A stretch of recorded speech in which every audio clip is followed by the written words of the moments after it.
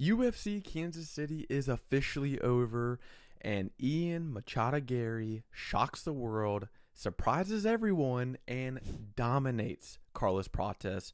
This was a impressive fight. He looked phenomenal.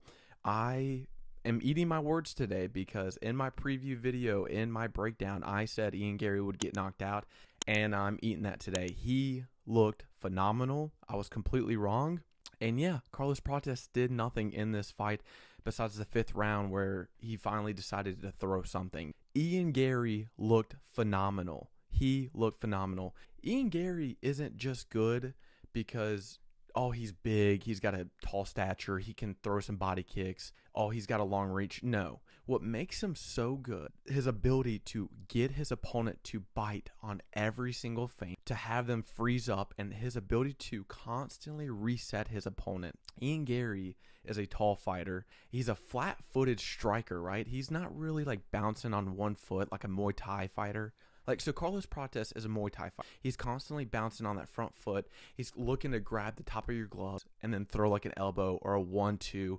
And every shot is like a relaxed shot. Ian Garry, on the other hand, is this long-range, linky fighter. And he's almost like Volkanovski in a way. He doesn't throw as many combinations, but he fights in that style where he's trying to get you on every feint. And he's trying to get you to move and back up and reset. And the moment you're sitting still for a second, Ian Garry's throwing a 1-2 and then he's back out. And then the moment he's going in, he's feinting, body kick, and then back out. So Ian Garry's fights, they look boring. They seem boring. They don't seem impressive. However, the way he fights, he's forcing his opponent to figure out every shot. He's trying to get them to bite on every reaction, and then he lands a shot. So Ian Garry might not be landing a lot of combinations or putting out a lot of volume, but he is mentally fucking up his opponent, and that's how he wins this. I know a lot of people are saying, oh, this fight wasn't that fun, it wasn't impressive, and it was boring.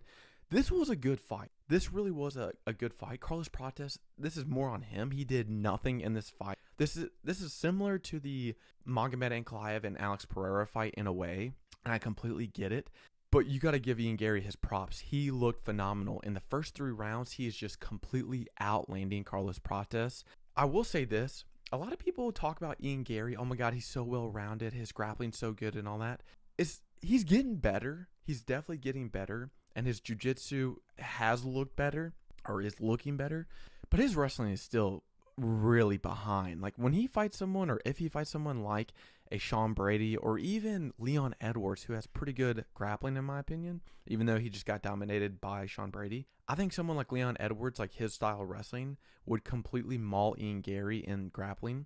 Ian Garry went for 19 takedowns and got 4 of them. He attempted 7 in the 4th round and 6 in the 5th round. Ian Garry was just, and I get it, you're just spam wrestling, you're tired, you're exhausted, you're just trying to, wear out Carlos Prates, trying to use some of that time, chew up that time. But some of his takedowns, so in the first 3 rounds, Ian Garry looked really good. Carlos Prates was doing nothing. Ian Garry is having Carlos Prates bite on every single feint. And even in the 3rd round, this was impressive. Ian Garry throws like a switch stance uppercut, and Carlos Prates gets rocked and he's moving back, but Ian Garry didn't follow up. In the 4th round, Carlos Prates finally, something in his brain finally told him, hey, we should probably start to do something in this fight. So in the 4th round, Carlos Prates starts landing a lot more body kick. The one thing I didn't like that Carlos Prates started doing in the later rounds, which I wish he would have done it earlier, in the early rounds, he would throw like a jab, he would throw a 1-2, and then he would go a 1-2 body kick. In the 4th and 5th round, Carlos Prates would be in the Muay Thai stance, bouncing on that front foot, and just throw a body kick and then just rip forward like a straight hand after the body kick. Why are we not doing this in the early rounds? Like, why are we not trying to put Ian Garry on his back foot in the beginning round? Nonetheless, in the 5th round, Ian Garry, you could tell he's starting to get tired, and maybe it was just he was ready to get out of there. He did have a cut on his eye, so maybe he was starting to feel it. In the 5th round, 1 minute left, Ian Garry goes for a sorry single leg. Carlos Prates reverses the single leg, ends up in Ian Garry's half guard, and starts landing these big punches. And this is where Carlos Prates is retarded. How did he not finish Ian Garry? And I know people are saying, oh, it wasn't that close. It wasn't as close. Dude, it looked close. That looked like it was about to end. Ian Garry was like shelling up, and Carlos Prates is like landing big shots, and then is like ending up in like a reverse triangle on mount. And then he gets back up, and he's like letting Ian Garry up, and then he's like punching him again while he's down. And instead of just like holding him down and throwing some shots, maybe some of them hit him in the back of the head, he wasn't like trying to finish Ian Garry. He was like trying to have this like stunning Peyton Talbot, knockoff win. It's like, dude, just brawl him out. You can get this easy win or like early stoppage if you just brawl him out. You can do it. And he didn't. Carlos Prates in the 5th round, a minute left, is like good clinch shots and then lets him up, and then yep, there's the fight. Carlos Prates really surprised me because in the preview and when I was doing the breakdown for this fight, I'm thinking Carlos Prates, like, he lands like 4 significant strikes a minute or something, and when he fights, he's like marching down his opponent with that lead leg, and then he follows up with his combinations with the body shots and shots to the head. And I was thinking, okay, if Ian Garry's on his back foot or if he's trying to grapple, he's going to be hesitant to grapple if a leg kick's coming. Nope. Ian Garry literally just completely marched down Carlos Prates, beating him at range, hitting him with that feint. Literally, it's like the Volkanovski feint where he's feinting and then boom, boom, 1-2, coming back, body kick. So Ian Garry looked impressive. He did really good. I'm not saying this is a turning moment for Ian Garry. I don't think this is like, oh my God, Ian Garry is now a champion. Now he's the backup fighter for UFC 315. No, that's not happening. He's not the backup fighter behind Bilal and JDM. Sean Brady's still there. We still have Shavkat. Kamaru Usman and Joaquin Buckley's there. Listen, I like Ian Garry. I think he's a good fighter. Like I said in my breakdown video, he's a good fighter. He has proven himself to be this top 10 guy. But dude, you cannot be saying you're the backup fighter when Sean Brady just completely mauled Leon Edwards. When Ian Garry finishes a former champion like Leon Edwards within 3 rounds, even in the 4th round, but like one-sided, then I'll say, okay, he's a backup fighter. But when you beat someone like Carlos Prates and lose to Shavkat and then beat Neil Magny, dude, you gotta fight a ranked guy, like a top 5 guy, to be a backup fighter for a championship. You can't have a close fight with Shavkat, lose against Shavkat, beat Carlos Prates, and say, oh, I'm the backup fighter. But, knowing the UFC, they would do some shit like that. So we'll see. I think Ian Garry, he has proven himself now to be that top 8 guy. He's looking a lot better. His striking is good.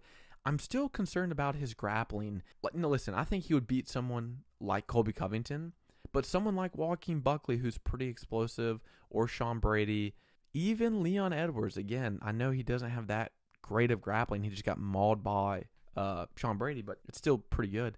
Could give him some problems. I mean, Carlos Prates, everybody was worried about his grappling. Like, oh my God, Ian Garry is so well-rounded. But Carlos Prates defended 15 takedowns against Ian Garry. Ian Garry had some lazy, especially in the 4th and 5th round, Ian Garry had some lazy take. So I think this is a great opportunity for Ian Garry to really take some time off, get his grappling really good, work with Damian Maia, work with Charles Oliveira, get a wrestler in that camp. And dude, if Ian Garry rounds out his game, gets his grappling to at least like a defensive level where it's like a high IQ, like Israel Adesanya, right? Israel Adesanya was known to have a high defensive grappling IQ.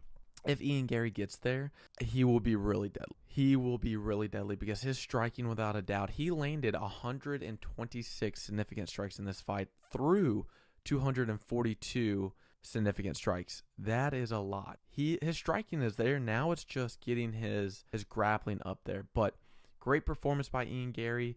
Honestly, I would like to see Ian Garry versus the winner of Joaquin Buckley, Kamaru Usman, or fight Sean Brady, number 1 contender. If Shavkat is still hurt, because I still want to see Shavkat versus Bilal, do Sean Brady, Ian Garry, number 1 contender. Do it like that. I think that is a fun fight. You could do that in August or September. That's plenty of time. Even October if you wanted to. Go to Abu Dhabi. Do that. That would be a fun fight. For Carlos Prates, I don't really think this hurt him as bad as people think he did. Now, listen, the first 3 rounds were not pretty, but he started to do better in the 4th and 5th round. This is bad on Carlos Prates' part because Ian Garry is the one that showed up on short notice and beat Carlos Prates, who was in camp for Jeff Neal, and then obviously change of opponents. But for Carlos Prates, I think you run back the Jeff Neal fight. I think that will be a good matchup. Have him go against another striker and try and get some momentum under him, and then maybe we could start to see a future rematch between Carlos Prates, Ian Garry, or maybe even Carlos Prates and someone like Wonderboy or MVP or Vicente Luque or Colby Covington, somewhere in that range where we can start to get some.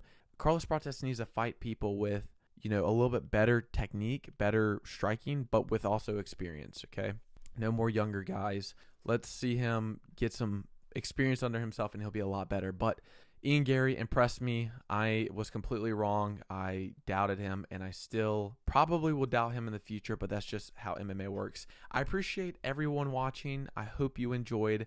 Be sure to like, comment what you thought about the fight. Who should Ian Garry fight next? Should he fight Sean Brady? Should he fight the winner of Joaquin and Kamaru Usman? Should he fight maybe Shavkat again, run that back, a rematch, #1 contender? And who should Carlos Prates fight?